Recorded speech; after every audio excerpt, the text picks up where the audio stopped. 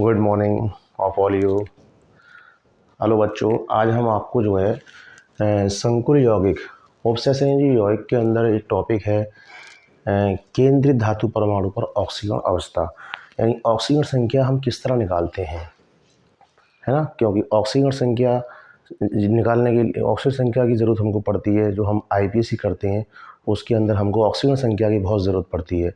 अगर हम पर केंद्रीय धातु परमाणु की ऑक्सीजन संख्या, ऑक्सीडेशन नंबर अगर निकालना नहीं आएगा तो हम उस आईपीसी को गलत कर सकते हैं।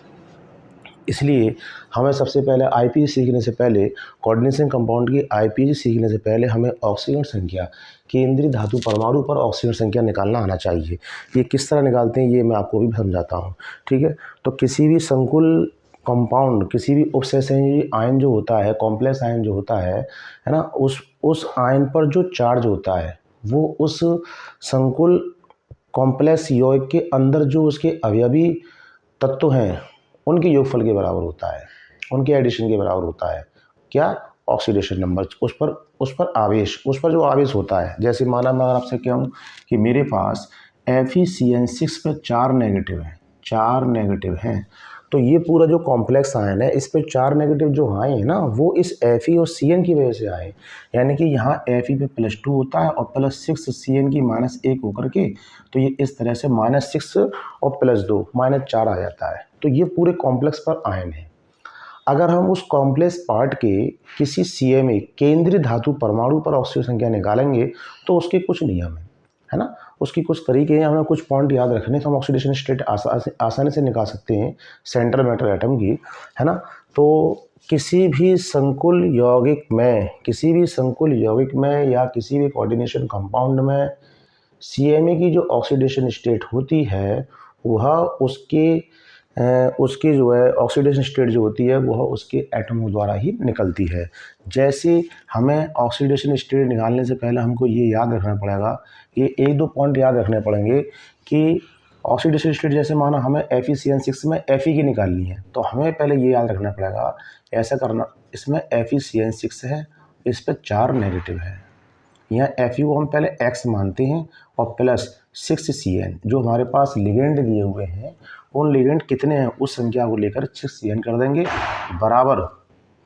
बराबर करेंगे उस पर। अगर आवेश है, अगर उस पर कॉम्प्लेक्स आयन पर कोई चार्ज है तो वो चार्ज की इक्वल कर देंगे।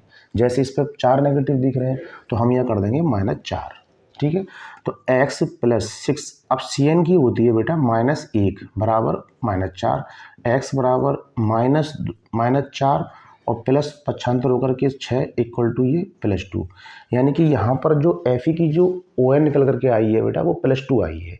ये +2 जो हमने निकाली है यहाँ पर ये X जो आया ये Fe की ऑक्सीडेशन स्टेट आई है। ये इसका निकालने का तरीका है। यानी कि जो भी उसमें परमाणु होते हैं उन सब एटम को एडिशन कर करके उसके चार्ज की इक्वल कर देते हैं। यदि चार्ज हो, अगर कॉम्प्लेक्स कंपाउंड पर चार्ज नहीं है तो हम 0 की इक्वल करते हैं।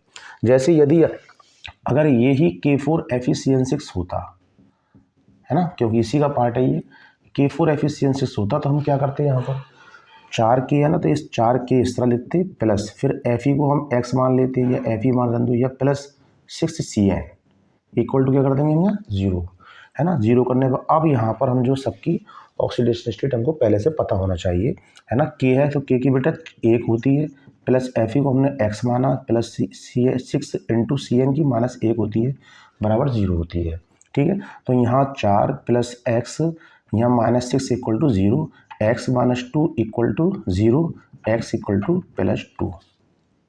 ये Fe की X जो +2 ऑक्सीडेशन स्टेट आई है। यानी कि इस कॉम्प्लेक्स कंपाउंड के अंदर जो Fe है वो +2 ऑक्सीडेशन स्टेट में है, ठीक है। अब ये चूंकि हम ये निकालने का तरीका है, लेकिन हमें इन एलिमेंट्स की ऑक्सीडेशन स्टेट पता कैसे पड़ेगी, तो ये हम फर्स्ट ईयर में आपको पढ़ाया जाता है।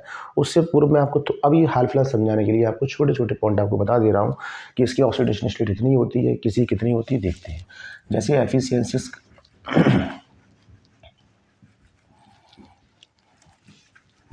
तो हमें याद रखना है कि यदि कोई क्षार धातु आता है, अगर क्षार धातु है, कोई एल्कलाई मेटल्स है, तो एल्कलाई मेटल है ना, एल्कलाई मेटल्स की जो ON होती है बेटा, एलाई मेटल्स हम जैसे माना सोडियम, लिथियम, सोडियम, पोटेशियम, है ना, ये अगर आ रहे हैं तीनों तो इसकी +1 रखी जाएगी, +1 ON रखी जाएगी।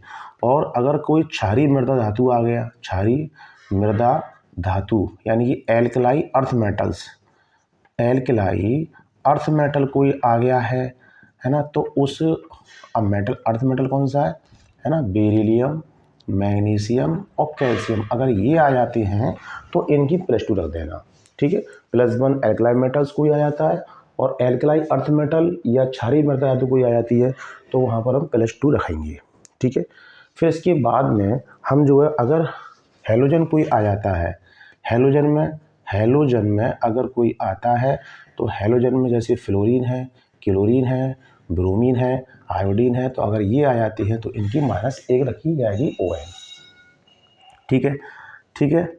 इसके बाद में यदि कोई गैस है ना, जैसे कोई गैस आ रही है, कोई गैस है उसमें, जैसे माना NH3, जैसे CO, जैसे NO, ठीक है, ये अगर आती है ना, अब गैस है जो कि है ना, अब इसमें ये तो गैस हो गई है ना, इनकी भी वो जो ON होती है ना, इनकी ON का मतलब ऑक्सीडेशन स्टेट बेटा वो 0 मानी जाएगी कॉम्प्लेक्स आयन में अगर ये आ जाती है। इसी प्रकार से अगर वाटर आ जाता है तो वाटर की भी 0 मानी जाएगी, है ना। वाटर EN जो है एक लिगेंड है, बाइडेंटेंट लिगेंड है EN, इसकी जो ON होती है बेटा वो 0 मानी जाएगी, ये अगर आ जाता है तो इसको 0 मानी जाएगी ON, यानी कि EN इथाइलिन डाइएमीन अगर ये आता है तो इसकी भी 0 मानी जाएगी। यदि CN आता है तो इसकी -1 रखी जाएगी, CN को बोलते हैं साइनाइड, ये लिगेंड है ना। CO की 0, CN की -1, ऑक्सीडेशन स्टेट हमको रखनी है ना, ठीक है। इसके बाद में यदि जो है NO2 नेगेटिव आता है, NO2 आता है तो इस पर जो चार्ज है तो इसकी ऑक्सीडेशन स्टेट -1 रखी जाएगी, ठीक है। इसी प्रकार से अगर हमारे पास लिगेंड माना DMG आता है, DMG की -1 रखी जाएगी। आपको याद रखना है DMG बाइडेंटेंट लिगेंड है ना, डाई मिथाइल गिलाइमैक्सीटो, है ना, -1 रखी जाती है इसकी। और अगर पिरिडीन आता है, पिरिडीन की जो ON होती है वो बेटा जो है इसकी 0 रखी जाती है ना, ये C5H5N, इसकी अगर ये भी अगर हमारे पास कॉम्प्लेक्स कंपाउंड में दिया हुआ है पिरिडीन लिगेंड की फॉर्म में, तो इसकी भी हम जब ON निकालेंगे तो 0 मानेंगे, है। तो आपको ये याद रखनी है कि अगर कोई एल्कलाई मेटल आता है तो +1, एल्कलाई अर्थ मेटल आता है तो +2 रखनी है, कोई हैलोजन आता है तो हमको -1 रखनी है। यदि कॉम्प्लेक्स कंपाउंड में NH3 है, CO है, NO है, H2O है, EN है, तो इनकी जो ON है वो 0 रखी जाती है ना। अगर हमारे पास CN दिया -1 होगी, नाइट्राइट NO2 -7 है तो -1 होगी, है ना। DMG इसमें हम है ना, एक चीज़ और है, पिरिडीन की भी 0 होगी। और सल्फेट आ गया कॉम्प्लेक्स कंपाउंड के बाहर, अगर सल्फेट आ रहा है, ये अंदर आ रहा है लिगेंड के फॉर्म में, तो उसकी जो है ये -2 रखी जाएगी क्योंकि इस पर -2 चार्ज है, ठीक है। इसके बाद में अब हम देखते हैं इसके एग्जाम्पल कौन कौन से हैं, ठीक है। एग्जाम्पल से हम जो है सेंट्रल मेटल एटम की ऑक्सीडेशन स्टेट निकालते हैं, है ना। तो ये इसका तरीका हो गया, स्क्रीनशॉट आप ले सकते हैं इसका, ठीक है। अब निकालते हैं ऑक्सीडेशन स्टेट। तो ऑक्सीडेशन स्टेट जैसे माना कोई मैं एक एग्जांपल ले लेता हूँ, जैसे मेरे पास एग्जांपल आ गया, जैसे फर्स्ट एग्जांपल यानी पहला उदाहरण यदि मैं लेता हूँ तो जैसे चलो मैं माना एग्जांपल ले लेता हूँ CONH3 का 6, है ना, ये बंद और ये यहाँ Cl3, इसमें माना वो CO कोबाल्ट की ऑक्सीडेशन स्टेट पूछता है ना। तो ये ऑक्सीडेशन स्टेट का आना, ऑक्सीडेशन नंबर, ऑक्सीजन संख्या का हम पे आना बहुत ज़रूरी है, क्योंकि यदि ये नहीं आएगा तो हम इसका IPC नेम आगे सॉल्व नहीं कर पाएंगे, किसी भी कोऑर्डिनेट कंपाउंड का नाम सही तरीके से नहीं बता पाएंगे, क्योंकि हमको सेंट्रल मेटल एटम की ON की आवश्यकता पड़ती है। EAN जब निकालते हैं इफेक्टिव एटॉमिक नंबर, भावी परमाणु क्रमांक निकालते हैं जब भी हमको ON की आवश्यकता पड़ती है। आगे देखते चलो मेरी इस वीडियो को, तो उसमें सब यूज़ हो जाएगा इसका। तो हम जहाँ कोबाल्ट की हमें निकालनी है तो कोबाल्ट को हम X मान लेंगे, X प्लस ये 6NH3 है तो 6 को आगे ले आएंगे, प्लस ये 3Cl है बेटा। ये लिगेंड नहीं है, लेकिन जब हम इसको निकालेंगे तो उसको हम ऑक्सीडेशन स्टेट में निकालेंगे। इस पर कोई चार्ज नहीं है, कोई आवेश नहीं है, तो हम क्या कर देंगे बेटा, इसको बराबर 0 कर देंगे। अब X है प्लस 6NH3 की मैंने आपको बताई 0 होती है, प्लस 3Cl की -1 होती है इक्वल टू 0। तो X ये 6 का गुणा 0 में करेंगे 0 आएगा, ये मल्टीपल करने -3 इक्वल टू 0, X बराबर 3। यानी यहाँ पर CuNH3 6 पर Cl3 कोबाल्ट की जो ऑक्सीडेशन स्टेट आ गई बेटा वो कितनी आ गई है, +3 आ गई। ठीक है, इसके बाद में हम देखते हैं, इसके बाद में और देख लेते हैं। जैसे माना CO है मेरे पास, यहाँ Cn का ट्वाइस कर दिया या Cn कर दिया, हाली यहाँ En का ट्वाइस हो गया है ना। ये इस तरह से मेरे पास एक समतुल का आयन दिया हुआ है, माना इस पर +2 दिया हुआ है ना। CO भी पूछता है, माना CO ही फिर पूछ रहा है ना। तो यहाँ फिर X मान लेंगे इसको, प्लस यहाँ Cn कर देंगे, यहाँ प्लस ये 2En आगे आ जाएगा इक्वल टू, अब इस पर +2 चार्ज दिया हुआ है तो यहाँ इसको +2 कर देंगे। X प्लस Cn की बेटा -1 होती है, +2En जो है ये बाइडेंटेड लिगेंड होता है, इसकी 0 मैंने अभी आपको बताई थी, इक्वल टू ये +2 कर देंगे। तो ये X -1 इक्वल टू है ना, ये +2 है ना, ये +2 और ये X बराबर हो जाएगा +2 और +1 इक्वल टू +3। यानी यहाँ पर कोबाल्ट की जो ऑक्सीडेशन स्टेट होगी बेटा वो कितनी होगी, +3 निकल करके आएगी। ठीक है, हमें इस तरह इसमें याद रखना है। ठीक है, अगर मैं फिर CO का एग्जाम, या मैं जो है माना कॉपर का ले लूँ एग्जाम्पल, CuNH3 है ना, NH3 4, इस तरह से यहाँ पर ये सल्फेट दिया हुआ है। माना यहाँ कॉपर की ऑक्सीडेशन स्टेट पूछता है तो यहाँ कॉपर की ऑक्सीडेशन स्टेट निकालेंगे। यानी कोई सा भी कंपाउंड दिया हो, कोई सा भी कॉम्प्लेक्स कंपाउंड दिया हो, उसमें सेंट्रल मैटर एटम की हमें आवश्यकता पड़ेगी IPSC में, तो हमें उसका ON निकालना आना चाहिए। ठीक है, तो यहाँ पर हम Cu कॉपर को X मानेंगे, X मान करके NH3 के बारे में बताया मैंने आपको 0 होती है। ठीक है, तो यहाँ Cu को X माना, प्लस 4NH3 है ना, प्लस सल्फेट, ये वाला सल्फेट इक्वल टू 0। कोई इस पर चार्ज नहीं दिया, 0 करेंगे है ना। तो X प्लस NH3 की मैंने आपको 0 बताई, प्लस सल्फेट की बेटा -2 होती है, अभी मैंने बताई थी आपको, इक्वल टू 0। तो X -2 equal to 0, X equal to +2। यहाँ पर कॉपर जो है +2 ऑक्सीडेशन स्टेट में है, आपको ये याद रखना है। ठीक है, अगर वो दे दे माना PT, अगर ये वो दे देगी PtCl4 नेगेटिव, यानी इस तरह से कॉम्प्लेक्स आयन दे, ऐसा कॉम्प्लेक्स आयन आ जाए है ना, तो इस पर 2 नेगेटिव रख दे। अब प्लेटिनम की ऑक्सीडेशन स्टेट पूछे तो प्लेटिनम को X मान लेंगे, प्लस 4Cl इक्वल टू -2 कर देंगे है ना। और मैंने आपको बताया Cl की जो है, Cl की -1 होती है equal to -2, X -4 equal to -2। ठीक है, तो यहाँ आ जाएगा sir X equal to -2 plus 4 equal to +2, platinum की ऑक्सीडेशन स्टेट।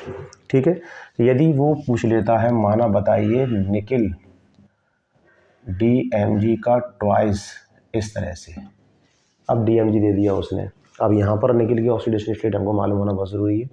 ठीक है, अब DMG जो है बेटा बाइडेंटेड लिगेंड है, अभी मैंने आपको बताया DMG जहाँ आ जाएगा उसकी -1 रखी जाएगी।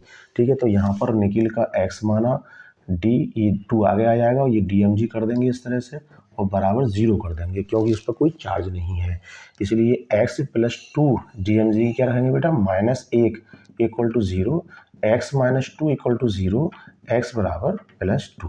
इस तरह से हम पे ऑक्सीडेशन स्टेट निकालना आना चाहिए। ठीक है, ऑक्सीडेशन स्टेट निकाल लेंगे तो हम उसको IPSC में इसको हम यूज़ कर सकते हैं। ठीक है, इसी तरीके से और भी एग्जाम्पल ले सकते हो, बहुत एग्जाम्पल हैं, असंख्य एग्जाम्पल हैं, इनफाइनाइट एग्जाम्पल हैं। आप तरीका आपको एक बार पता पड़ जाना चाहिए, ऑक्सीडेशन स्टेट निकालने में संकोच आपको नहीं करना है। ठीक है, क्योंकि मैंने आपको बता दिया, अगर उस पर चार्ज दिया हुआ इस तरह से तो वो उस चार्ज के बराबर कर देंगे उसको, अगर चार्ज नहीं दिया हुआ तो 0 के बराबर करेंगे। ये ऑक्सीडेशन स्टेट निकालना आना बहुत ज़रूरी होता है, ऑक्सीडेशन नंबर। ठीक है, इसके बाद में हम देखते हैं, इसके बाद में आगे चलते हैं। ये अगर समझ में आ गया तो बेटा इसका स्क्रीनशॉट आप ले लीजिए।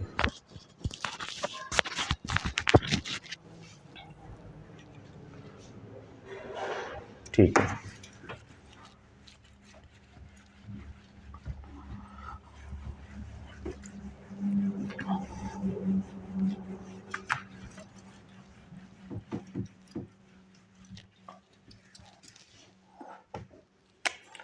इसके बाद में देखते हैं EAN। EAN क्या होता है, प्रभावी परमाणु क्रमांक, effective atomic number, effective atomic number, प्रभावी परमाणु क्रमांक। इसकी आवश्यकता क्यों पड़ी? वैज्ञानिक सिडविक ने जो है कोई भी संकुल कंपाउंड जो होता है, संकुल यौगिक जो होता है, उसकी स्टेबिलिटी की व्याख्या करी। इससे उसकी स्टेबिलिटी, उसके स्थायित्व की व्याख्या करी। यानी कोई भी उपसहसंयोजी यौगिक स्थायी है या नहीं है, स्थायी है या नहीं है, इसका पता लगाया हमने EN निकाल करके, है ना। यानी कि सिडविक ने इसमें EN जो है, जिसका EN निकालने पर अगर वो इनर्ट गैस के एटॉमिक नंबर के इक्वल आता है, अक्रिय गैस के परमाणु क्रमांक के बराबर आता है, तो वह संकुल यौगिक स्थायी होता है। ये सिडविक ने बताया। यानी कि ये जो सिद्धांत है ना, ये जो है सिडविक ने किसी भी संकुल यौगिक की व्याख्या करने के लिए प्रतिपादन किया, है ना। ये EN निकालने पर यदि उसका EN जो है अक्रिय गैस के इक्वल आता है, अक्रिय गैस के इक्वल आता है, अक्रिय गैस के परमाणु क्रमांक के इक्वल आता है, तो वह जो संकुल यौगिक होगा बेटा वो स्थायी कहलाएगा। वो स्थायी है, अपने आप को एडजस्ट कर सकता है ना। स्थायी है, स्टेबल है। यानी अक्रिय गैस, अब अक्रिय गैस कौन कौन सी? अक्रिय गैस मोस्टली हम जान सकते हैं, इसमें क्रिप्टॉन थोड़ा अक्रिय गैस यूज हो सकता है ना। तो इसका जो परमाणु क्रमांक होता है बेटा, Z जो होता है इसका हम याद रखेंगे 36 होता है, ठीक है। और जिनॉन जो होता है ना, जिनॉन का जो होता है Z बराबर बेटा 54 होता है ना। तो ये हम थोड़ा इसके Z हमको पता होना चाहिए जब हम निकालेंगे। तो इसमें हम एक एग्जाम, इसका सूत्र भी होता है, फॉर्मूला भी होता है। इसका जो फॉर्मूला होता है, इसका जो EAN निकालने का एक फॉर्मूला होता है कि हमारे पास जो CMA है, CMA मतलब केंद्रीय धातु परमाणु, जो धातु परमाणु होता है, जो मेटल होता है, उसका Z परमाणु क्रमांक, उसका परमाणु क्रमांक माइनस ऑक्सीडेशन स्टेट, यानी मेटल द्वारा त्याग किए गए इलेक्ट्रॉन। जो ऑक्सीडेशन स्टेट जो आती है बेटा, प्लस में +3 आएगी तो उसने 3 इलेक्ट्रॉन डोनेट करें, +2 आएगी तो 2 इलेक्ट्रॉन डोनेट करें। तो यहाँ हम ले सकते हैं त्याग किए गए इलेक्ट्रॉन या डोनेट किए गए इलेक्ट्रॉन, त्याग किए गए इलेक्ट्रॉन की संख्या, है ना। इसको हम कह सकते हैं बेटा ऑक्सीडेशन स्टेट, जो मैंने अभी आपको निकालना बताया था, वो ऑक्सीडेशन स्टेट यहाँ आएगी, है ना। इसके बाद में यहाँ पर आता है प्लस लिगेंड द्वारा ग्रहण किए गए इलेक्ट्रॉन की संख्या, ग्रहण किए गए इलेक्ट्रॉन की संख्या। ये एक फॉर्मूला होता है EN निकालने का। ये EN निकालने का यानी कि हम कैसे कह सकते हैं कि हमारे पास जो संकुल यौगिक है वो स्थायी है या नहीं है। तो इसका हम EN निकालेंगे इस सूत्र के द्वारा। CMA का Z का मतलब परमाणु क्रमांक, ठीक है। CMA का परमाणु क्रमांक, त्याग किए गए इलेक्ट्रॉनों की संख्या यानी कि ऑक्सीडेशन नंबर जो हमने अभी निकाली थी जस्ट, प्लस लिगेंड द्वारा ग्रहण किए गए इलेक्ट्रॉन की संख्या, ठीक है। अब यहाँ पर CMA का Z क्या? परमाणु क्रमांक, सेंटर में एटम कौन सा होगा। तो ये परमाणु क्रमांक भी आपको पता होना चाहिए, है ना। हम D ब्लॉक में जो 3D श्रेणी पढ़ते हैं, अगर हम उसी को याद कर लें तो हम इसमें हम कंफ्यूज नहीं होंगे, है ना। तो जैसे हम D श्रेणी आपको पढ़ाते हैं, जैसे माना साइंस टीचर वेरी क्रूअल, है ना, मन फेर को कौने को जाने, है ना। इस तरह इनकी अगर हम परमाणु क्रमांक हमको इनके भी याद हो जाए तो हमें बहुत आसानी होगी। तो ये परमाणु क्रमांक बेटा 21 होता है, ये 22 होता है, ये 23, ये 24, ये 25, 26, 27, 28, 29 और ये 30। कम से कम हम इतना तो हम इसको याद कर सकते हैं, ठीक है। अगर सिल्वर आ जाएगा तो उसका 46 होता है, 46 हम रख देंगे परमाणु क्रमांक, ठीक है। इस तरह पता होना चाहिए ना। इसके नीचे बेटा कॉपर के नीचे यहाँ पर क्या आता है बेटा Ag आता है ना। 4D श्रेणी में यहाँ पर Au आता है ना। यहाँ पर बेटा कैडमियम आता है और यहाँ पारा आता है ना। तो अगर इस तरह मेटल आएंगे, इसमें 18 ऐड कर देंगे बेटा। 18 जोड़ने पर 1 मिनट 18 जोड़ने पर ये यहाँ पर कॉपर Ag सही है, यहाँ पर 18 जोड़ेंगे बेटा 47 और ये हमारे पास 48 और ये हमारे पास 80, 32 जोड़ने पर, यहाँ 32 जोड़ने पर 79। तो ये परमाणु क्रमांक हमको पता होना चाहिए, जब ये हम निकाल पाएंगे, ठीक है। तो हम इसके अंदर अब एक एग्जाम्पल लेते हैं। माना बताओ K4FeCN6 में K4Fe6 पोटेशियम फेरोसाइनाइड ये स्थायी है या नहीं है, तो हम ये क्या निकालेंगे बेटा, En निकालेंगे। क्या निकालेंगे, En। तो हम K4Fe6 का En निकालेंगे ऊपर जो हमारे पास फॉर्मूला दिया हुआ है। तो ये लगा सेंट्रल मेटल एटम का Z। तो Z हमारे सेंट्रल मेटल एटम क्या है, इसके अंदर सेंट्रल मेटल एटम कौन है हमारे पास, आयरन Fe। तो Fe का परमाणु क्रमांक कितना होता है, 26 ये रखा है ना। तो 26 रखा है, तो 26 देखते हैं। तो 26 यहाँ पर हम रख देंगे, ये रखा है Z माइनस त्याग किए गए इलेक्ट्रॉन की संख्या। ये त्याग किए गए इलेक्ट्रॉन संख्या क्या है, एक तरह की सेंट्रल मेटल एटम की ऑक्सीडेशन स्टेट है। यानी कि यहाँ पर हमें अब Fe की ON निकालना आना चाहिए। Fe की ON निकाला, अभी मैंने आपको बताया, इसको x मान लेंगे, ये 4K है, 4K plus x plus 6Cn है ना। तो K की प्लस बैन बताइए मैंने आपको, Cn की -1 होती है। तो 4K यानी 4 plus x minus 6 equal to 0, तो x इक्वल टू +2। यहाँ पर जो आयरन की जो ऑक्सीडेशन स्टेट में अभी निकलवाई थी इससे पहले, तो वहाँ कितनी आई थी बेटा, 2 आई थी है ना, प्लस लिगेंड द्वारा ग्रहण किए गए इलेक्ट्रॉन की संख्या है ना। तो वो लिगेंड से हम सेंट्रल मेटल एटम कितने इलेक्ट्रॉन ग्रहण कर रहा है ना।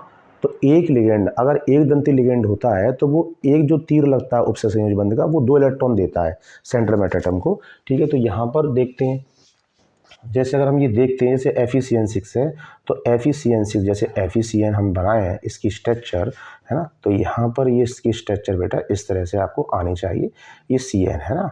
तो यहाँ पर ये Cn जो है, ये देखो, एक Cn ने इसको इलेक्ट्रॉन युग्म दिया, यानी कि एक इलेक्ट्रॉन युग्म दिया एक Cn ने, तो यहाँ पर 2 इलेक्ट्रॉन दिए हैं है ना। तो ये Cn जो है वो 2 इलेक्ट्रॉन देने वाला है इस तरह से। ठीक है, तो एक Cn जो है 2 इलेक्ट्रॉन दे रहा है। अगर एक दंती लिगेंड है बेटा, तो वो 2 इलेक्ट्रॉन देगा है ना, 2 इलेक्ट्रॉन देगा सेंट्रल मेटल एटम को। तो 6 Cn में कितने इलेक्ट्रॉन दे दिए, 12 दे देगा वो। तो यहाँ बेटा कर देंगे 12 है ना। तो यहाँ जब इसको हल करेंगे हम, तो ये 26 में 2 गए, कितना बचा, 24 बचा, और प्लस ये 12 कितना आ गया, 36। ये यदि En जो अगर 36 आ रहा है, ये इनर्ट गैस के परमाणु क्रमांक के इक्वल आ रहा है ना, उसके एटॉमिक नंबर के इक्वल आ रहा है। तो इसलिए हमारा जी कंपाउंड जो होगा बेटा स्टेबल होगा। कैसा होगा, स्टेबल होगा, स्थायी होगा। तो इस तरह हमारे पास कोई भी अगर संकुल कंपाउंड है, हमें ये देखना है कि वो स्थायी है या नहीं है, तो हम उसका En निकाल लेंगे। ठीक है, ये मैंने आपको En के बारे में समझा दिया। कोई सा भी एग्जाम्पल ले सकते हैं इसके अंदर। ठीक है, जैसे माना मैं ले लूँ NiCO4,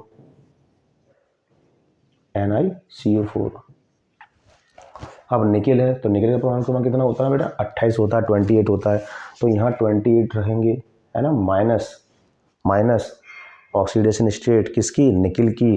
तो CO को हम यहाँ क्या मानेंगे, अभी बताया मैंने, CO 0 होती है, तो Ni को x मानेंगे, प्लस 4 CO, 4 0, 4 गुणा 0 इक्वल टू कितना आंसर आएगा, 0। निकेल की जो ऑक्सीडेशन स्टेट आ गई, यानी कि त्याग किए गए इलेक्ट्रॉन, निकेल कितना इलेक्ट्रॉन त्यागेगा, इसको कितना करेगा यहाँ 0, और प्लस लिगेंड द्वारा ग्रहण किए गए इलेक्ट्रॉन है ना।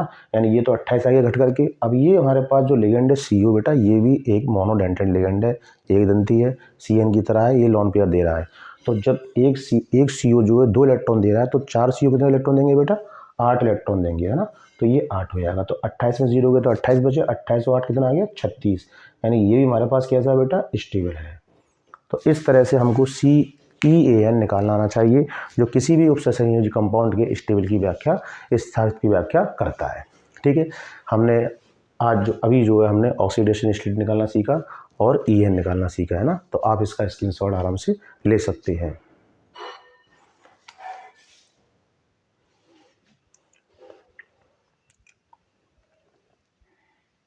सॉरी सर, यहाँ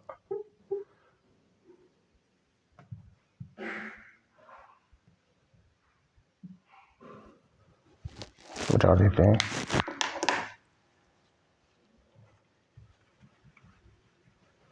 पैलेडियम आएगा वो नीचे उसके। तो ये हमारे पास त्याग किए गए इलेक्ट्रॉन की संख्या।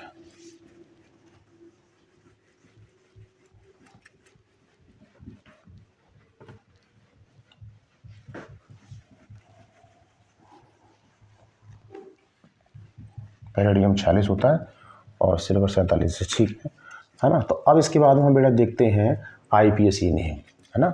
जो हमारा IPSC नेम बहुत इंपॉर्टेंट है, IPSC नेम हम पर आना चाहिए। IPSC नेम हमारे बोर्ड एग्जाम में जो है 3 नंबर के IPSC नेम आते हैं। ठीक है, हमारे 3 नंबर के IPSC नेम आते हैं। तो IPSC नेम, IPSC नामकरण, किनका, संकुल यौगिकों का आईपीएसी नामकरण, है ना। यहाँ हम लिख देंगे बेटा इसको मोस्ट इम्पोर्टेंट। अगर हम बोर्ड एग्जाम देने जा रहे हैं तो आईपीएसी आना बहुत ज़रूरी है, ठीक है। तो आईपीएसी निकालने का कुछ तरीके होते हैं, कुछ रूल होते हैं, आईसी नामकरण के नियम क्या है ना। तो ये अकार्बनिक कंपाउंड के आईपीएसी नेम का नामकरण का तरीका और फिर कार्बनिक का, वो दोनों अलग अलग है ना। तो यहाँ हम जो अकार्बनिक का पढ़ रहे हैं, कोऑर्डिनेशन कंपाउंड में आईपीएसी निकालना पढ़ रहे हैं, है ना। तो देखो बेटा, अब पहला रूल तो इसके अंदर ये है कि अगर कोई भी सरल और जटिल कॉम्प्लेक्स कंपाउंड है ना, और उसमें ये जो कंपाउंड होते हैं इसमें धनायन भी होता है और ऋणायन भी होता है। तो पहले जो हम आईपीएसी नेम करते हैं वो बेटा वो धनायन की करते हैं, उसके बाद में ऋणायन की करते हैं। पहला रूल क्या है, धनायन की और ऋणायन की, है ना। कोई भी जटिल यौगिक है तो उसका जो धनायन कैटायन पार्ट होगा और जो एनायन पार्ट होगा, है ना, तो उसका हमको जो है पहले बेटा नामकरण करना है। पहले धनायन की करते हैं फिर ऋणायन की करते हैं, है ना। जैसे माना जे NaCl है, पर NaCl तो बेटा कोऑर्डिनेट कंपाउंड नहीं है, लेकिन यहाँ हम बोलेंगे सोडियम क्लोराइड, है ना। सोडियम क्या था, पहले धनायन था, और Cl क्या था, ऋणायन था। तो पहले सोडियम फिर क्लोराइड, इस तरह से। तो ऐसे ही हम अकार्बनिक इनकी संकुल यौगिकों का जो आईपीएसी नेम करेंगे उसमें पहले धनायन पार्ट लेंगे क्या लेंगे, पहले हम धनायन पार्ट उसके बाद में करेंगे, है ना। तो अच्छा, फिर इसमें जो है इसका एक फॉर्मूला है ना, एक फॉर्मूला है, हम याद रखेंगे इसको जो है। इसमें फॉर्मूला ये है कि यहाँ पर हम पहले ले लेते हैं लिगेंड की संख्या, फिर यहाँ पर ले लो आप लिगेंड का नेम ऑफ लिगेंड, है ना, इस तरह से। यहाँ पर फिर हम लेते हैं, इसके बाद में लेते हैं केंद्रीय धातु परमाणु CMA, इस तरह जिसका ऑर्डर है आईपीएसी करने का, ठीक है। फिर यहाँ पर CMA की ON ऑक्सीडेशन स्टेट, ये थोड़ा एक फॉर्मूला सा है। लिगेंड की संख्या के बाद में लिगेंड का नाम लेते हैं, फिर केंद्र धातु परमाणु उनका नाम लेते हैं, फिर CMA की जो केंद्र धातु परमाणु की जो ON ऑक्सीडेशन स्टेट निकालना था वो उसको रख देते हैं, ठीक है। ये इस तरह चलता है ना। अब इसमें दो चीज़ें हैं, यानी कि इसमें हमने जो पढ़े संकुल यौगिक के जो टाइप पढ़े थे उसमें बेटा वो संकुल पहले धनायन भी आ सकता है और संकुल ऋणायन बाद में भी आ सकता है ना। तो अगर जैसे माना मेरे पास सरल धनायन है, ये पहला जो कैटेगरी है इसकी सरल धनायन और संकुल ऋणायन है ना। तो मैं थोड़ा एग्जाम्पल लेकर के समझाना चाहता हूँ आपको, ठीक है। सरल धनायन और संकुल ऋणायन है। तो सरल धनायन जैसे हमारा इसका एग्जाम्पल हो गया K4FeCN6। अब इसके अंदर बेटा सरल धनायन आ गया, सरल धनायन हमारे पास क्या, K4। तो यहाँ K4 को हम यहाँ पर K4 को केवल पोटेशियम लिखेंगे, क्या लिखेंगे यहाँ पर, पोटेशियम। यानी कि अगर यहाँ ये पोटेशियम, केवल पोटेशियम ही आएगा, ऐसा नहीं है कि यहाँ 4 किए तो टेट्रा पोटेशियम, नो।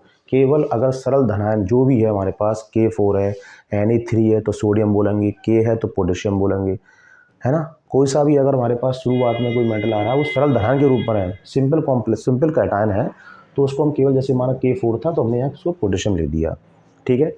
बात समझ आ गई।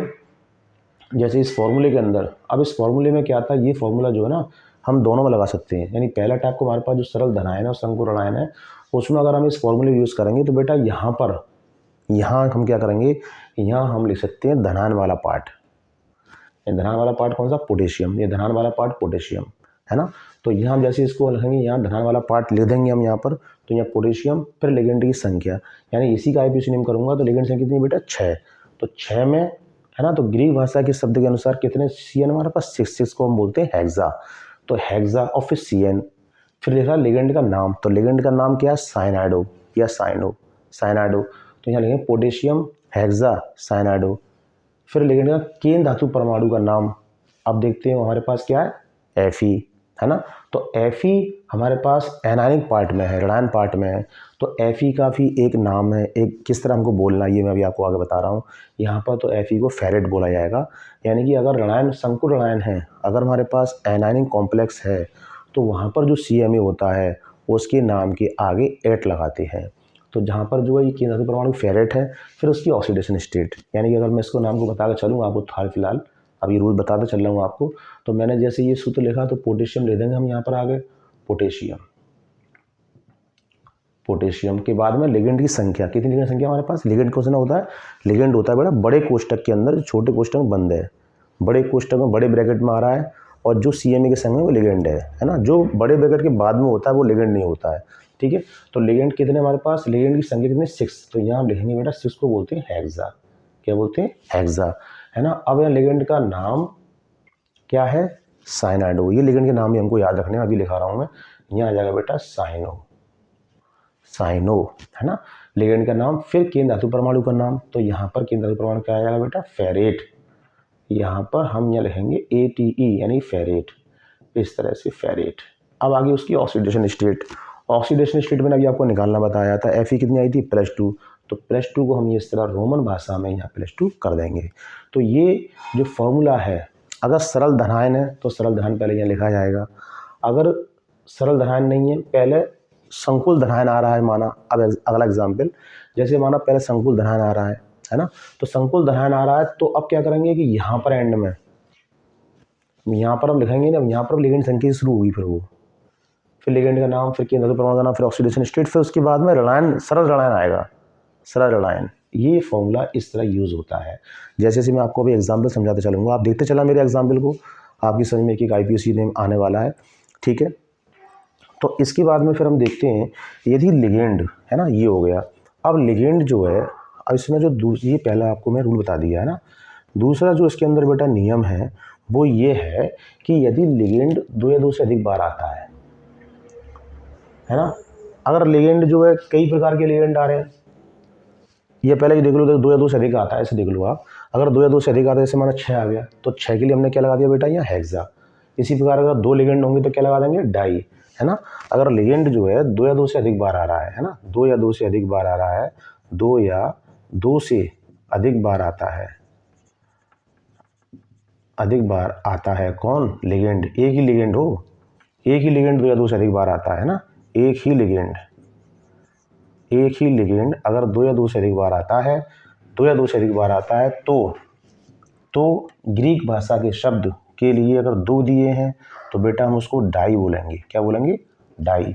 अगर 3 आ रहा है, 3 लिगेंड है, तो उसको हम क्या कहेंगे बेटा, ट्राई। अगर 4 लिगेंड है तो उसको हम क्या बोलेंगे, टेट्रा।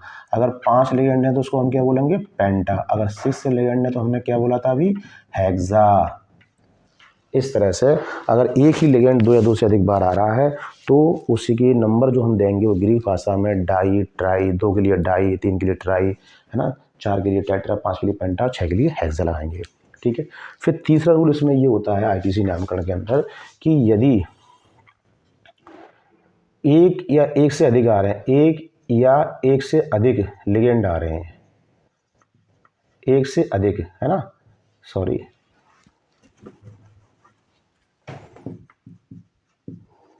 एक से अधिक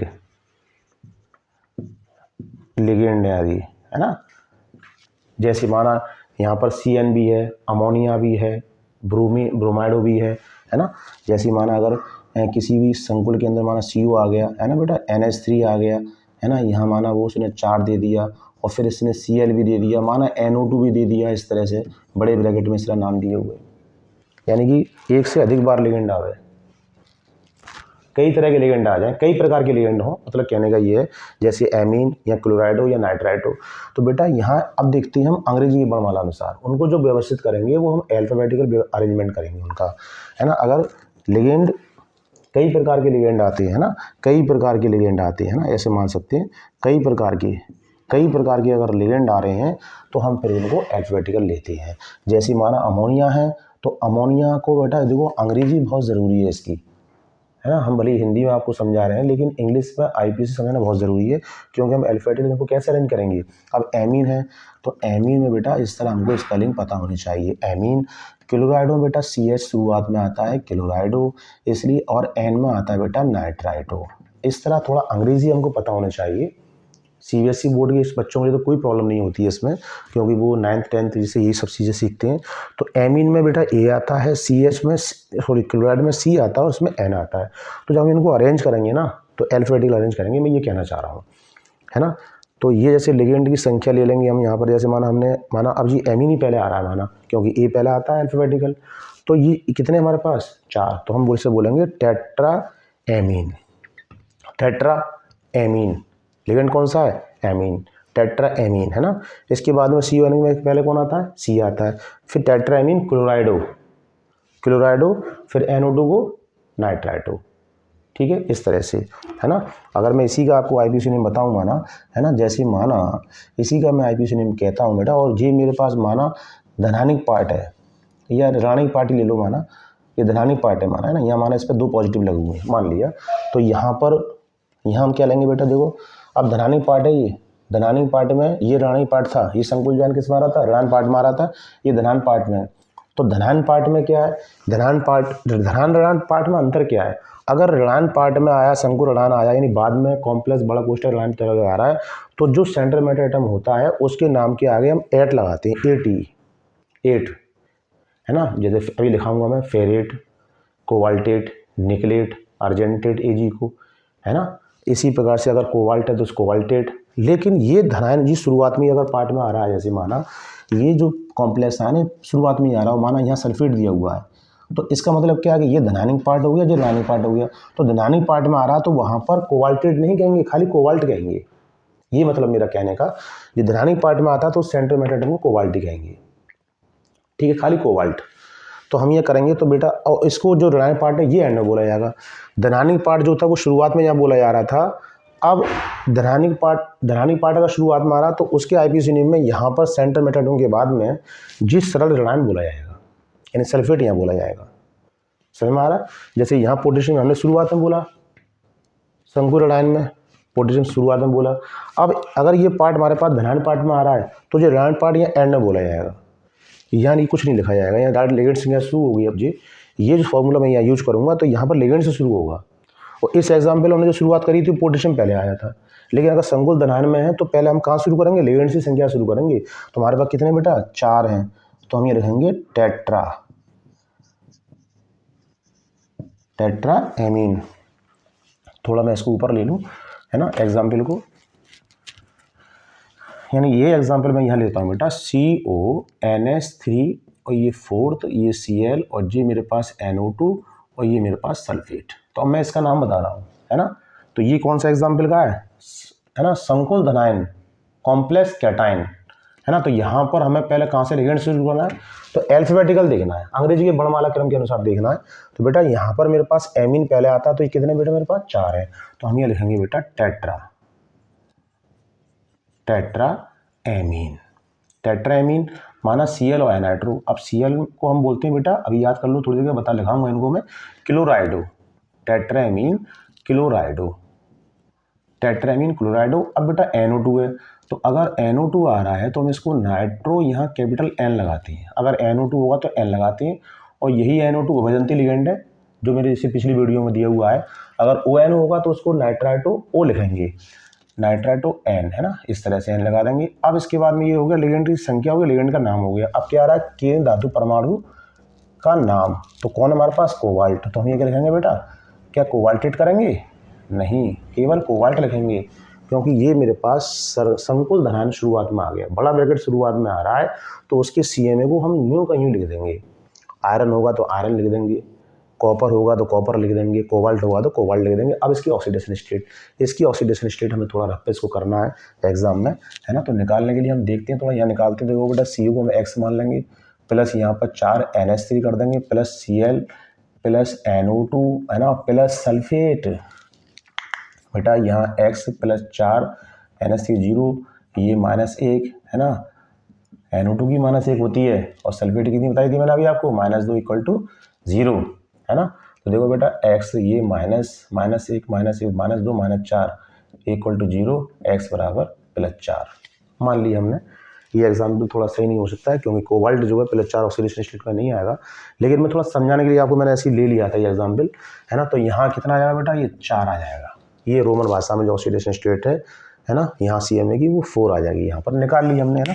अब हम क्या करेंगे, अब इसके बाद में जैसे यहाँ पर हमारे पास ये ऐसा कर लेते हैं सर, इसको हम Cl मान लेते हैं, है ना, Cl मान लेते हैं। तो अगर हम 2 Cl मानेंगे तो यहाँ पर इसकी ऑक्सीडेशन स्टेट देखो, यहाँ अगर मैं इसको Cl मानूंगा ना सल्फेट को, अगर मैं इसको Cl ही मान लूँगा माना, तो Cl मानने पर ये -2 हो जाएंगे और -1 ये, तो -3 इक्वल टू +3। तो यहाँ पर कोबाल्ट थर्ड कर लो, है ना, थर्ड कर लो ऑक्सीडेशन स्टेट। यहाँ Cl, अब ये Cl जो बड़े ब्रैकेट के बाद में है, तब ये लिगेंड नहीं है, ये खाली इसको लिखेंगे हम क्लोराइड। जो भी यहाँ होगा क्लोराइड तो क्लोराइड, ब्रोमाइड तो ब्रोमाइड, सल्फेट तो सल्फेट लिखेंगे, है ना। अगर ClO4 नेगेटिव तो परक्लोराइड लिखेंगे। तो जो होगा उसको हम यहीं को ही लिख देंगे, ठीक है। अगर ये Cl अंदर होता तो क्लोराइडो लिगेंड को बन जाता वो। तो जो बड़े ब्रैकेट में आते हैं वो सब लिगेंड होते हैं, जो बड़े ब्रैकेट के बाद में आते हैं वो सरल पार्ट होता है, ठीक है। तो एक कई से बार अधिक आ जाए तो उसको हम क्या बोलते हैं बेटा, एक कई प्रकार के लिगेंड होंगे तो हम वहाँ पर अल्फाबेटिकल अंग्रेजी की वर्णमाला क्रम के अनुसार लगाते हैं, है ना। तो हम यहाँ लिख सकते हैं इसको अगले रूल में, जो है यहाँ पर हम लिख सकते हैं कैसा बेटा, अंग्रेजी के वर्णमाला क्रम में, ठीक है। इसके बाद में हम, अब इसके बाद में क्या है कि अब ये लगा दिया ना, अब इसके बाद में आप इसको थोड़ा स्क्रीनशॉट लीजिए, ले लिया, ठीक है। इसके बाद में क्या करते हैं, ये फॉर्मूला हमें दिमाग में रखना है, मैं मिटा रहा हूँ इसको। अब इसके बाद में एक चीज़ याद और रखते हैं कि यदि अब जैसे एक एग्जाम्पल और लेता हूँ, है ना, एक एग्जाम्पल और लेता हूँ इसके लिए। जैसे माना H2O और NH3, बेटा ये लिगेंड है, क्या है ये लिगेंड है। अगर ये जो है ना, अगर ये आते हैं हमारे पास, तो जैसे NH3 भी आ जाए, H2 भी आ जाए, तो यहाँ पर H2O की हम देखते हैं बेटा, H2O को बोलते हैं बेटा एक्वा। क्या बोलते हैं इंग्लिश में एक्वा, इस तरह लिखते हैं हिंदी में। और एमीन को हम लिखते हैं AMMI। यानी कि अब यदि दोनों ये आ जाए, दोनों लिगेंड आ जाए, जो दोनों ए से शुरू हो रहे हैं, तो किसको पहले लेंगे, है ना। तो हम ये देखेंगे, ध्यान देंगे इस बात को, यहाँ ए के बाद में Q आ रहा है और यहाँ ए के बाद में M आ रहा है। तो M पहले आता है या Q पहले आता है ना। तो M पहले आता है तो एमीन पहले लिया जाएगा, ना कि एक्वा पहले लिया जाएगा। हमें इस बात का विशेष ध्यान रखना है, एक्वा, है ना, ए के बाद में Q और ए के बाद में M, है ना। तो आप इसको याद रख सकते हैं कि उसमें जो हमको एमीन पहले लेना है, एक्वा बाद में लेना, अगर ये दोनों संग आते हैं, है ना।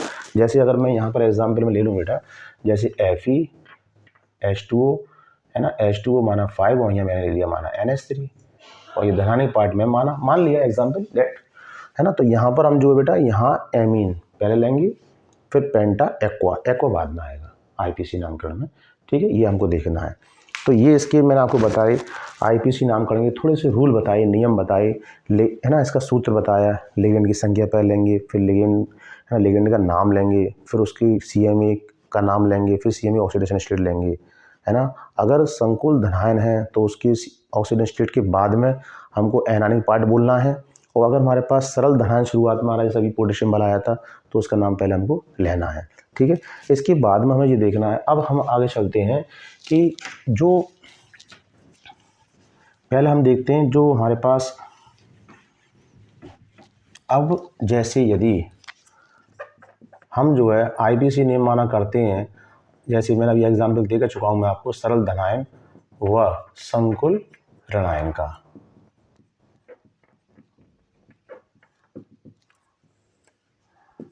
है ना, सिंपल कैटायन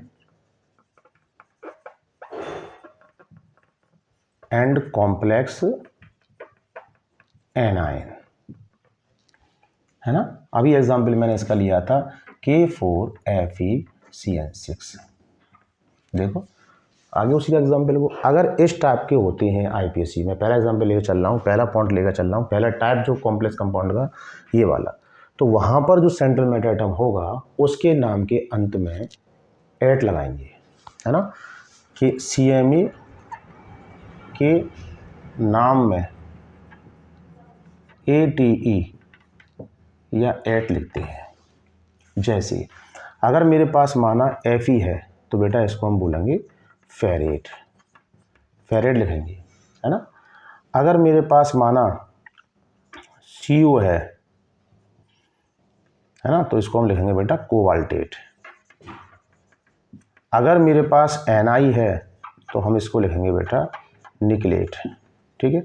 अगर मेरे पास माना Ag है तो इसको हम लिखेंगे अर्जेंटेट, अर्जेंटेट, इस तरह से, है ना। अगर मेरे पास Hg है तो इसको हम लिखेंगे बेटा मर्क्यूरेट, मर्क्यूरेट, इस तरह से मर्क्यूरेट, ठीक है। सेलिब्रेट, Pb है तो प्लम्बेट, अगर जिंक है तो जिंकेट। तो ये आपको सेंट्रल मैटर एटम के तौर पर अगर ये ऋणात्मक पार्ट में आ गए तो ये आपको याद रखने पड़ेंगे, ठीक है सर, बात समझ आ गई। इसके बाद में जो हमारे पास लिगेंड है ना, लिगेंड है ना, जो लिगेंड होंगे, अच्छा इसमें ये हमको याद रखना है, ये उतार सकते हो, बहुत इंपॉर्टेंट चीज़ है। अगर Pt आ गया, प्लेटिनेट, प्लेटिनेट है ना, प्लेटिनेट कब, बड़ा कोष्टक बाद में आए तब हम इस CMA को एट लगा देंगे, ये तरीका है इसका, ठीक है। इसके बाद में जैसे माना लिगेंड है, अब लिगेंड के नाम हम कैसे याद रखेंगे, ये भी हमें इस IPC में पक्के याद रखने हैं।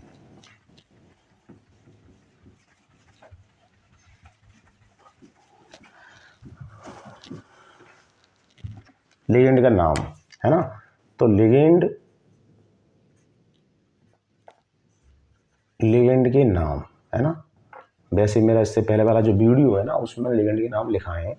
तो लिगेंड हमको याद रखनी, जैसे माना F और नेगेटिव आ गया लिगेंड के तौर पर, बड़ी ब्रैकेट में ये F आ गया माना, है ना, तो हम इसको लिखेंगे बेटा फ्लोराइडो, फ्लोराइडो या फ्लोरो, है ना, F कैपिटल लेंगे, FLU फ्लोराइडो। अगर Cl नेगेटिव है ना, तो क्लोराइडो। घबराना नहीं है IPC नेम करते वक्त, हाँ बिल्कुल नहीं घबराना है ना, बड़े आराम से करना है। हिंदी इंग्लिश आपको आना चाहिए, जो आप डिसाइड करते हो उसमें ले सकते हो। यूपी बोर्ड की परीक्षा में तो वो हिंदी में सही माना जाएगा, लेकिन जब हम आगे और देखते हैं CBSE में या उस अच्छे एग्जामों में, तो उसमें बेटा इसको आपको इंग्लिश में लेना पड़ेगा, है ना। तो स्पेलिंग पता होनी चाहिए। क्लोराइडो की CHLORID होता है। इसी प्रकार से Br नेगेटिव की ब्रोमाइडो, है ना, आइडो लगा देंगे एंड में, है ना, इस तरह से। ऐसी माना मेरे पास H नेगेटिव आ गया माना, तो हाइड्राइडो, है ना, ये नेगेटिव वाले बता रहा हूँ आपको, है ना। जैसे माना O2 नेगेटिव आ गया तो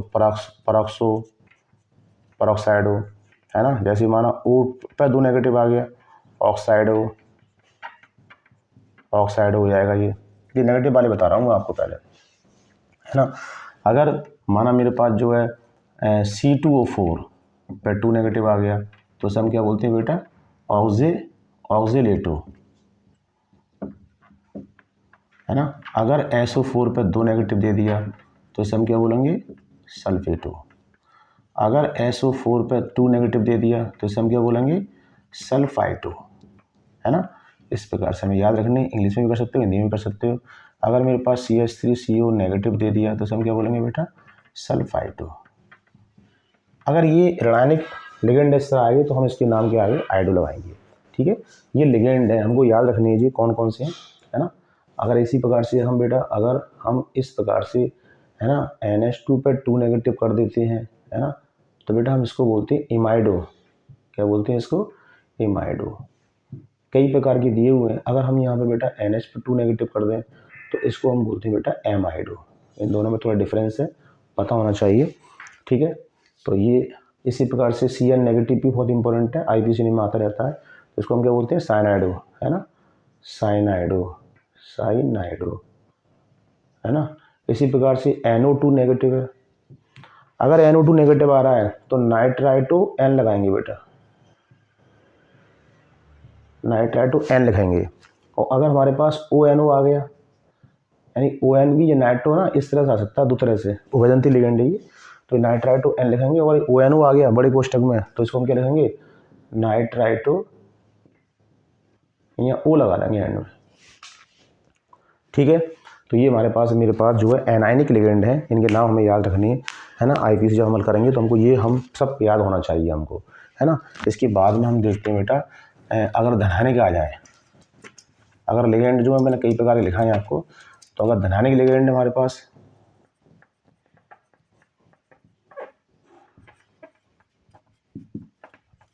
धनायनिक लिगेंड अगर आ रहे हैं, है ना, तो जैसे ही मेरे पास धनायनिक लिगेंड मैंने आपको बताया, माना ले लेते हैं हम, माना NO पॉजिटिव, है ना बेटा, तो इसको हम बोलेंगे बेटा नाइट्रोसोनियम।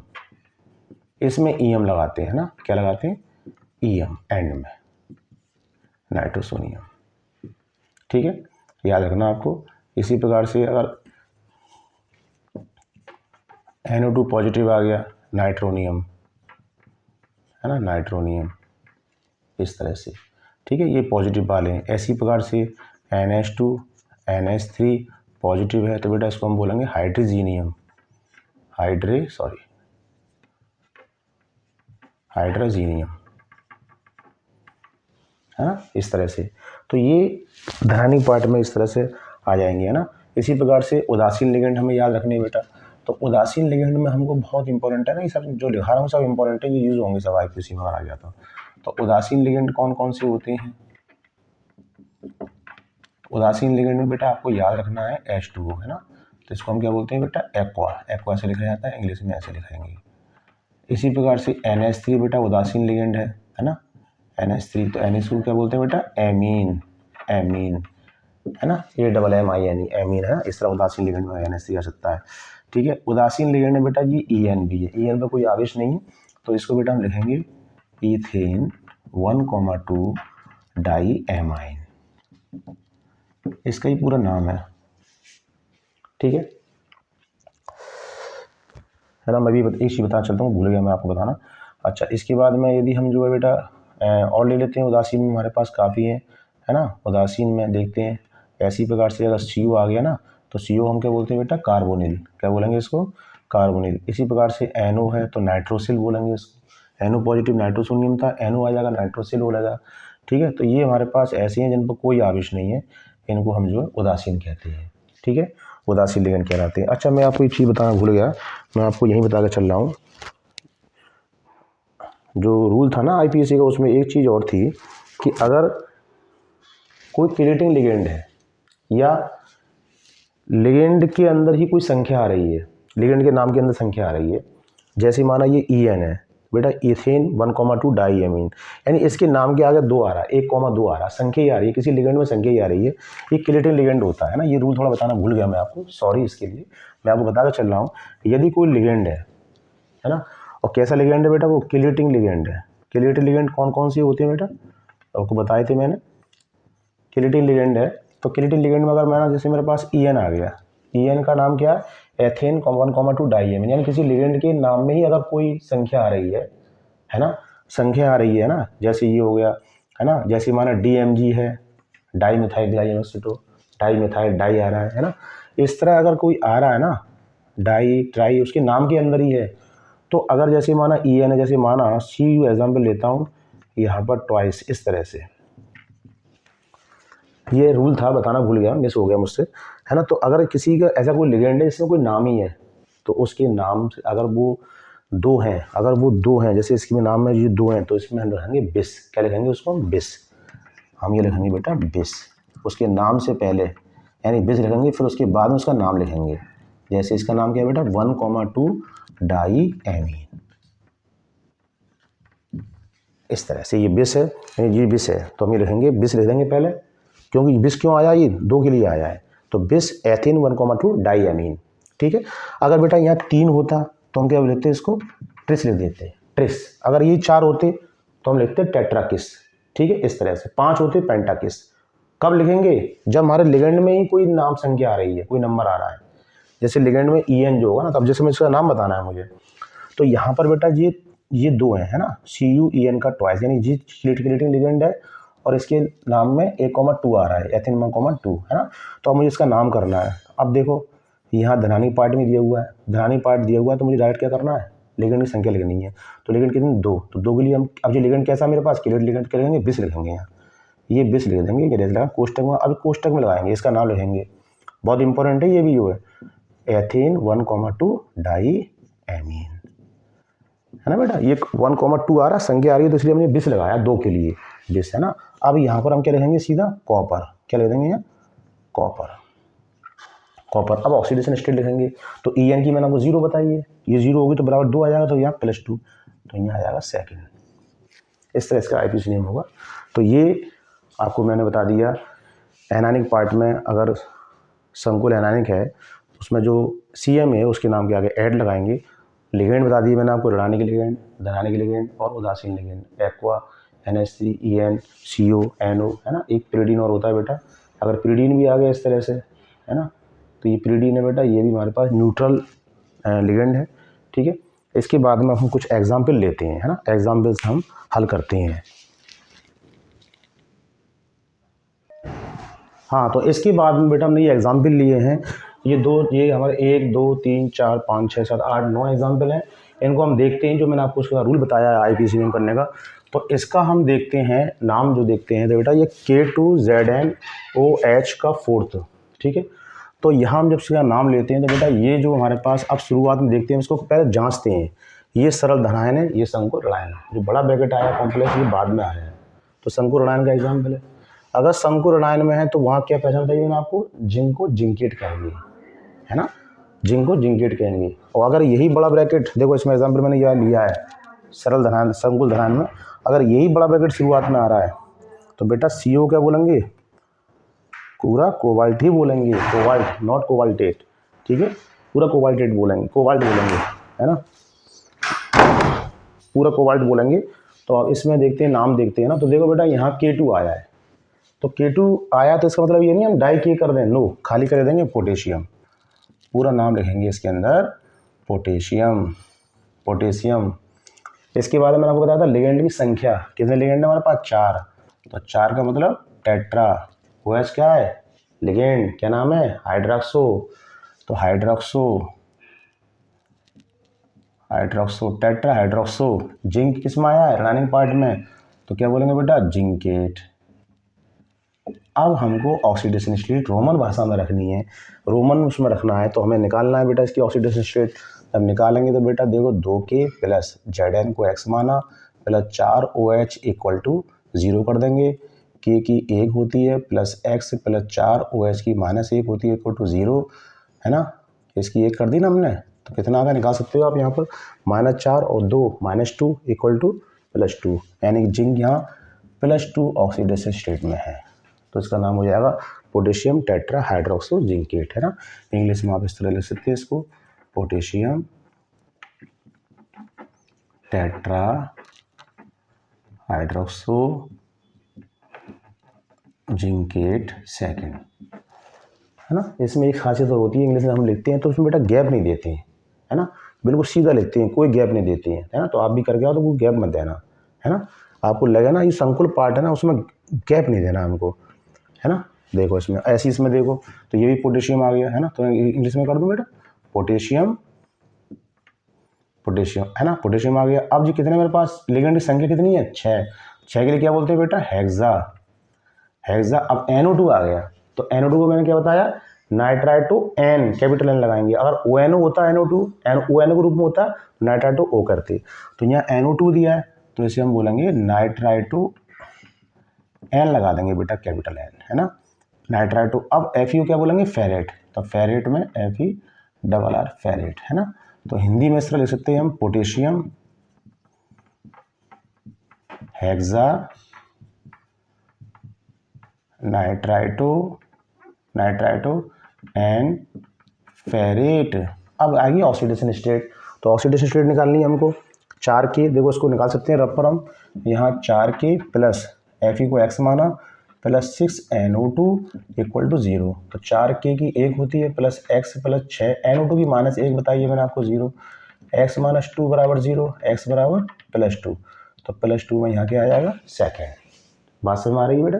इसके बाद में Na3CrF6, तो आप बताइए, सोडियम बोलेंगे इसको, 6 है हेक्सा, F आया है, क्या बताया मैंने, फ्लोराइडो, हेक्सा फ्लोराइडो। CrO क्या बोलता है, क्रोमेट, है ना। तो हम यहाँ हिंदी में कर सकते हैं आप इसको। तो सोडियम ले लो पहले बेटा, सोडियम आया तो सोडियम लिख देंगे शुरुआत में, सोडियम हेक्सा फ्लोराइडो, है ना। अब CMe क्रोमेट, CrO क्या बोलते हैं, क्रोमेट। ऑक्सीडेशन स्टेट निकालनी है इसकी, तो जब इसकी निकालेंगे हम तो देखो बेटा Na को 3Na हो गया प्लस Cr को x मानेंगे प्लस F6 है तो 6F इक्वल टू 0। 0 क्यों करा, कोई आवेश नहीं है उस पर, कोई चार्ज नहीं है, 0 कर देंगे। तो बेटा Na की 1 होती है, x + 6f की -1 होती है equal to 0, 3 + x - 6 equal to 0, x - 3 equal to 0, x बराबर +3। तो यहाँ पर आ जाएगा बेटा थर्ड, 3 आया तो थर्ड लिख देंगे। ठीक, इसी प्रकार से यहाँ देखते हैं। ठीक है, तो ये आ जाएगा बेटा हाइड्रोजन, पहले हम क्या बोलेंगे, हाइड्रोजन, हेक्सा, Cl क्या बोलते हैं, क्लोराइडो, क्लोराइडो है ना, प्लेटिनेट, प्लेटिनेट, प्लेटिनेट तो बाद में आया है ना, प्लेटिनेट। ऑक्सीडेशन स्टेट निकालो उसकी बेटा, इसकी 2 हो जाएगी क्योंकि H की 1 होती है, 2 H की 2 हुई, Cl की -1 होती है, -6 पक्षांतर करके +4 आ जाएगी। तो यहाँ +4 में, उसके बाद में छोटे क्वेश्चन बंद कर देते हैं ऑक्सीडेशन स्टेट को। इसके बाद से देखते हैं हम, देखो बेटा अब यहाँ 2 आ गए हमारे पास, Cn आ गया और NO आ गया। अब हमको यहाँ देखना है, सी में साइनाइडो में C आता है, उसमें बेटा N आता है। तो एल्फाबेटिकल पहले कौन आता है, N आता है या C आता है, C आता है। तो यहाँ पर अच्छा पहले शुरुआत में K3 नाम लेंगे, तो K3 का नाम क्या है बेटा, पोटेशियम, पोटेशियम, पेंटा, पेंटा साइनाइडो, Cn क्या बोलेंगे, साइनाइडो है ना। NO क्या है यहाँ पर, नाइट्रोसिल, क्या बोलेंगे इसको हम, नाइट्रोसिल, दोनों लिगेंड आ गए, साइनाइडो आ गया, नाइट्रोसिल आ गया। अब Fu क्या बोलेंगे बेटा, फेरेट, फेरेट। अब ऑक्सीडेशन स्टेट निकालनी है हमको किसकी, Fe की। तो 3 की हो गया, Cn की -1 बताइए, NO की 0 होती है, तो -5 और +3 -2 पंचांतर +2, तो यहाँ पर किस में आ गया हमारे पास, 2 में। बात समझ आ रही है। इसके बाद देखते हैं हम ये वाला एग्जाम्पल। तो बेटा इसमें देखो बड़ा ब्रैकेट शुरुआत में आ गया है ना एग्जाम्पल, ये कौन सा है, संकुल धनायन, सरल ऋणायन, ये एग्जाम्पल जो दे रहा है हमारे पास। तो यहाँ पर हम देखते हैं, अब यहाँ पर क्या करना है, इस टाइप, ये टाइप अलग है, ये टाइप अलग है। यहाँ पर दोनों डिफरेंस क्या है, कोई डिफरेंस नहीं है, यहाँ बस खाली कोबाल्टेट नहीं बोलना है, कोबाल्ट बोलना है। ठीक है, तो यहाँ लेंगे, अब देखो यहाँ ब्रोमाइडो है, यहाँ एमीन है, यहाँ एक्वा है। और मैंने आपको बताया था अभी कि अगर एमीन और एक्वा दोनों आ जाएँ तो एमीन को पहले प्रायोरिटी देनी है, क्योंकि एक्वा से पहले एमीन में AM आता है, एक्वा में AQ आता है। ठीक है, तो यहाँ पर हम जब लेंगे तो अब हम यहाँ पर शुरुआती पार्ट तो नहीं है, यहाँ शुरुआती पार्ट पोटेशियम था, पोटेशियम लिखा, तो नहीं है तो नहीं लिखेंगे, डायरेक्ट हम लिखेंगे लिगेंड की संख्या और लिगेंड का नाम। ठीक है, तो यहाँ लिगेंड की संख्या अब एमीन पहले हमको लेना था, एमीन कितने, टेट्रा, तो हम ये लिखेंगे टेट्रा एमीन, टेट्रा एमीन। अब एक्वा में A आता है और ब्रोमो में B आता है, तो B पहले आएगा एक्वा, टेट्रा एमीन एक्वा। अब Br को बोलते हैं बेटा ब्रोमाइडो, क्या बोलते हैं इसको हम, ब्रोमाइडो। ठीक है, अब इसके बाद में देखो लिगेंड की नाम, लिगेंड की संख्या, लिगेंड का नाम, फिर उसके बाद CMA का नाम, ये रूल आपको नियम याद रखना है। CMA क्या हमारे पास, कोबाल्ट, तो हम ये लिख देंगे खाली कोबाल्ट। अब कोबाल्ट CMA के बाद तुरंत ऑक्सीडेशन स्टेट आती है, तो हम जैसे हम नहीं आए ना, CMA के बाद में ऑक्सीडेशन स्टेट आप निकाल लेंगे इसकी, अब रफली कर लेंगे इसको हम हल, है ना। तो हम जब से हल करेंगे तो यहाँ पर देखो बेटा CO को X मान लेंगे, प्लस NH3 की मैंने आपको बताइए बेटा 0 होती है, 4 NH3, प्लस H2 की 0 बताइए, प्लस Br की -1 बताइए। बेटा जी NO3 जो है ना, ये नाइट्रेट है, इसकी -1 होती है, तो ये +2 -1 कर देंगे इसको, है ना, और बराबर क्या कर देंगे बेटा 0। ठीक है, तो यहाँ पर ये 0, ये 0, ये -1 -2 -3 इक्वल टू +3, तो +3 में यानी 3 ऑक्सीडेशन स्टेट नॉर्मल भाषा में। अब जी NO3 ये सरल ऋणायन है, तो इसको हम पूरा डायरेक्ट बाद में नाइट्रेट बोलेंगे, क्या बोलेंगे इसको हम, नाइट्रेट। बात समझ आ गई। ठीक है, इसको देखते हैं। अब यहाँ पर पेंटाएमीन है, यहाँ एक्वा है, तो पेंटाएमीन पहले आएगा,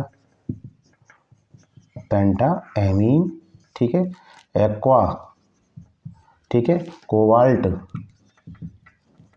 कोबाल्ट। अब ऑक्सीडेशन स्टेट, Cl की -1 होती है, तो 2 Cl की -2 इनकी 0 होती है, तो +2 आ जाएगा। सेकेंड ये क्या आया, Cl क्या बोलते हैं, क्लोराइड।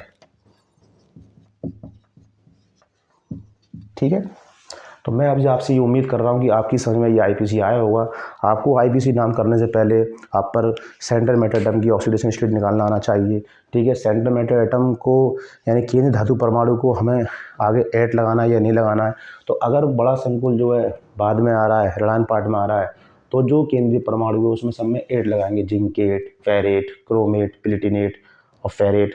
और अगर बड़ा कोष्टक पहले आ गया है IPC में, तो हम जो सेंट्रल मेटल एटम है बेटा उसमें हम 8 नहीं लगाएंगे, डायरेक्ट उसका नाम ले देंगे कोबाल्ट। ठीक है, इस तरह से। और जो ऑक्सीडेशन स्टेट होती है बेटा वो जो है हम उसको ले लेते हैं, है ना, छोटे कोष्टक में, तो है। और ऐसी एक IPC नंबर एक IPC नंबर बताऊंगा जो मैंने बीच में बता दिया है, ठीक है, आप इनको उतार सकते हो बाद में। इसे यूज को भी याद रखेंगे हम, CuEn का ट्वाइस हमारा ये आ गया हमारा, और यहाँ ले दिया उसने सल्फेट, तो जी En आ रहा है यहाँ पर। तो जी En मैंने आपको बताया लिगेंड में ही अगर कोई अंक है, कोई संख्या है, तो वो जितने लिगेंड है उसके से अगर 2 हैं तो बिस लगाएंगे, है ना। तो यहाँ हम लगा देंगे बेटा बिस, ये इसकी शुरुआत जो होगी वो बिस से ही होगी, बिस। अब ये बिस किसका है, इथेन डाईएमीन, तो इसका En जो है ना आपको याद रखना है बेटा, इसका एथेन 1,2 डाईएमीन, ठीक है, कोष्टक बंद। अब इसके बाद है कॉपर, अब बेटा कॉपर की ON निकालनी है, ऑक्सीडेशन स्टेट तो -2 सल्फेट की होती है, इसकी 0 होती है, तो -2 50 +2 तो 2 आ जाएगी। उसके बाद में बेटा हम इसको पूरा सल्फेट लिखाएंगे, तो एक IPC मैंने आपको ये बता दिया।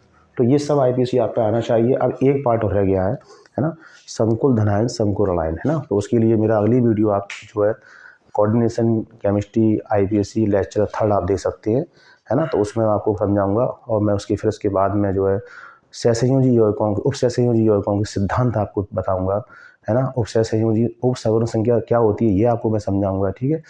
तो जब तक आप जो है इनको स्टडी करेंगे, आप अपनी किताबों में जो क्वेश्चन दिए हैं IPC के उनको हल करेंगे, ON निकालना सीखेंगे, ये आपको मैं उम्मीद करता हूँ कि जो मैंने आपको सिखाया वो आपकी समझ में अच्छी तरीके से आ गया होगा, ठीक है। फिर मिलते हैं, नमस्कार।